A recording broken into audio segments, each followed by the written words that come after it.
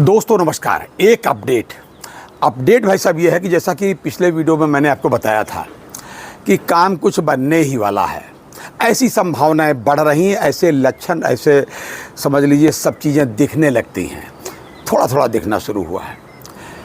अब आज 10 जुलाई हो ही गई है, 12 तारीख तक छुट्टी है, 13 तारीख से सुप्रीम कोर्ट भी आम जनता यानी हमारे आपके लिए भी खुल जाएगी, ठीक। और 22 तारीख को MC सिंगला साहब का केस लगा है। अब केस लगा है, केस चाहे इधर वाले भी जानते हैं, जो वादी है, और प्रतिवादी भी जानते हैं कि सच्चाई क्या है। और जज साहब तो जानते ही, लेकिन एक प्रोसेस होती है, इस वजह से प्रोसेस को पूर्ण करने के बाद ही कोर्ट अपना निर्णय देती है। पहले तो अध्ययन करती है, अध्ययन करने भर का बहुत समय हो गया, कोर्ट सब जान चुकी है। लेकिन होता ही है कि प्रोसेस को इसलिए पूर्ण करना पड़ता है कि बाद में कोई पक्ष ये न कहे साहब हमें अपनी बात रखने का मौका नहीं मिला, वरना ये वाली बात तो हम और कहना चाहते थे। तो अब जो है कोर्ट सब समझ चुका है, वादी भी जानते हैं, प्रतिवादी भी जानते हैं, और सच्चाई हमारे आपके साथ है, ये हम आप भी जानते हैं। आम मेंबर अब जान चुका है MC सिंगला साहब कि जो हम लोग उनके लाभार्थी एक तरीके से होने वाले हैं। MC सिंगला साहब के लगाए हुए जो पेड़ से हम लोगों को जो फल मिलने वाले, हम लोग भी जान गए कि कौन कौन विधान है, क्या क्या नियम हमारे पक्ष में है। तो जब हम जान गए भैया, तो ये कोर्ट वाले और तुषार मेहता साहब और बड़े बड़े लोग ही क्यों नहीं जान पाए, सब जानते हैं। लेकिन उसको लिंगर ऑन कर सकते हैं तो कर सकते हैं, यही इनकी क्वालिफिकेशन है। अब मामला ये है कि जिसको देना है या नहीं देना, लेना हमको सब सरकार से है। कोर्ट भी करेगी, उसके बाद भी सरकार से ही इम्प्लीमेंट करना पड़ता है। तो अब कोर्ट भी पार्ट माना जाता है सरकार का, तो सरकार कभी नहीं चाहेगी कि हमारी तौहीन हो या हमारी वज़ियत थोड़ी बहुत हो।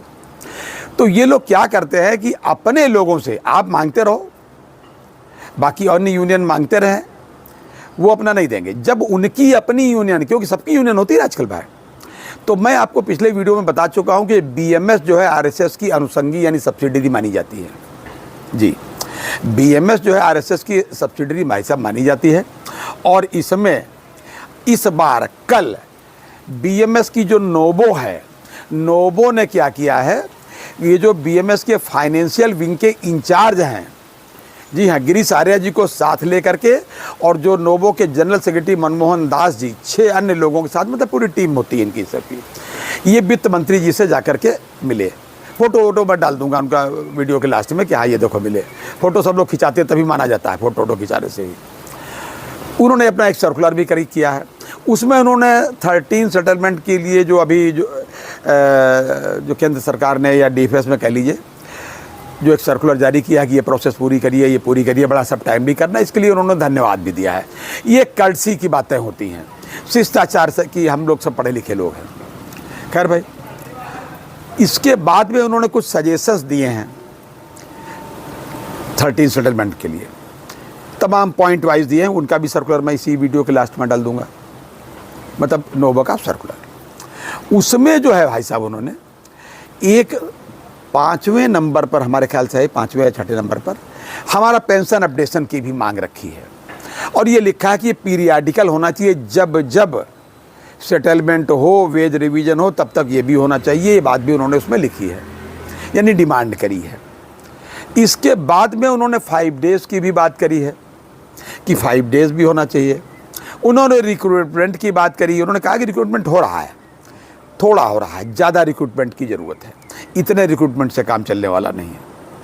फिर उन्होंने एक चीज़ और बड़ी महत्वपूर्ण कही है पेंशनर्स के, हमारे आपके पक्ष में। उन्होंने ये कहा कि साहब जो हेल्थ इंश्योरेंस है, जो 1 नवंबर से होने वाला है, इसको बैंक की कास्ट पर होना चाहिए।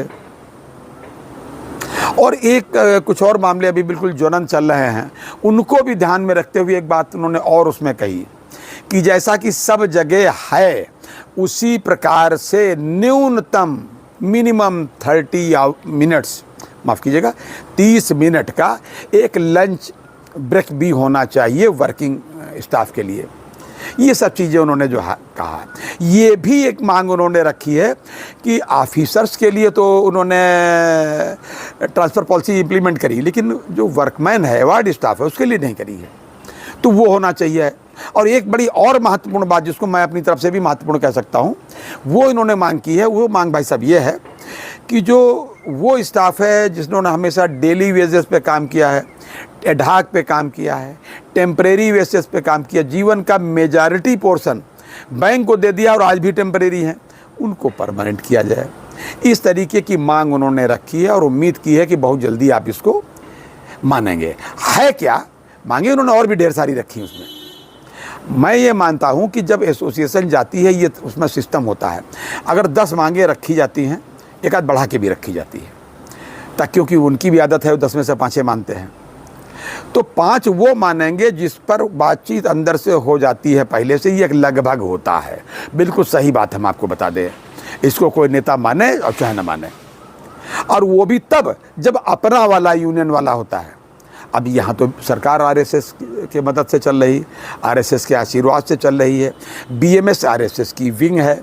अच्छा, हम जैसे, हमारे आप जैसे आम मेंबर्स को इससे क्या लेना देना कि कौन हमारा नेता? जो हमारा काम करे वो हमारा नेता, जो हमको पेंशन अपडेशन दिलाए वो हमारा नेता।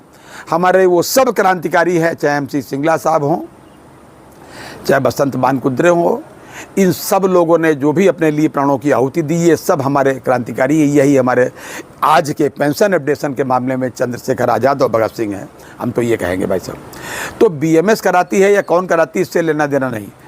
बस ये है कि जो यूनियन करा रही है बीएमएस, भाई बीएमएस उनकी है और उनको करना है। ये उनको कोर्ट के लक्षणों से दिख रहा, कोर्ट के वर्डिक्ट से दिख रहा, कोर्ट के रुख से दिख रहा है।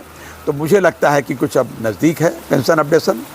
तो यही अपडेट मुझे आपको देना था और ये भी कहना था कि 22 तारीख के लिए तैयार रहिए और अपनी सेहत का पूरा ध्यान रखिए, क्योंकि पेंशन अपडेशन अब होने ही वाला है। जय हिंद, जय भारत, नमस्कार।